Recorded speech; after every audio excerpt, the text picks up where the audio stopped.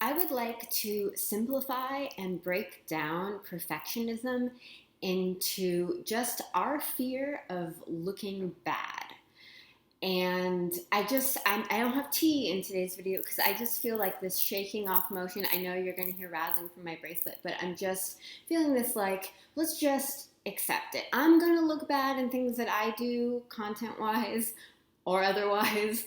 You're going to look bad. We're all going to look bad. Let's just be really light and airy about it. And this isn't some believe in yourself mantra. It's actually to serve a really practical purpose, because you need to accept that to actually build a writing portfolio. And that's what we all want to do. We all want to be prolific in our writing. We don't want to do one or two things and then get discouraged or be like, this isn't for me. I don't know how other people do it, but like I can't stand putting myself out there and potentially getting criticized. So let us just accept that we are going to look bad and then keep moving. And one concept that I think really helps with this is the idea that we aren't a very accurate judge of what is good or bad, even for our own work. And here's what I mean by that. Something that I wrote 7 years ago that I obsessed over. I had to make it perfect. I was so scared of looking bad. So I really drove myself nuts trying to make something perfect. Now, 7 years later, I'll look back at that and be like, oh, that's not too good. Like that's not my favorite thing that I've written, even though I let myself, go kind of nuts over it at the time. The opposite happened. Something that, let's just say 5 years ago, I was like, ooh, that's good. I wrote it, I edited it, I published it. I'm like, yeah, that's good. I'll look back at that.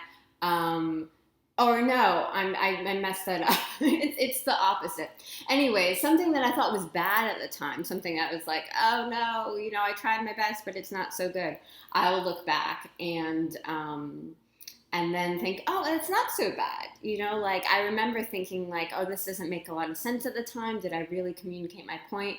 And then I'll look back at it later and think that, it's pretty good. It's pretty solid. It accomplished what I set out to accomplish. So we're not always accurate judges of our own work. And so we shouldn't take other people's opinions of looking good, if we look good or bad, too much into consideration. Either it's not an excuse to do sloppy work, but it is working with this idea of the focus is on improving, but I need to let it go enough to actually build out a body of work as a writer. And you can do really simple things to keep the focus on improving as you release your work. If you write blog posts, you could set time aside once a month to review those blog posts that you've published in the past month and make improvements there. So you're learning as you go. You're making the improvements in your recent work, and you can use that for the work that you're currently working on now and into the future. If you make videos, you can make time once a month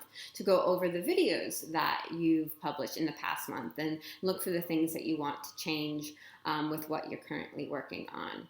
So, let's shake it off. Let's shake off the fear of looking bad. I made a mistake in this video. I'm going to leave it because it is an example of getting over that, oh no, someone saw me mess up. We all mess up. It's okay. So if you are new to my videos, hello, I'm Stefanie.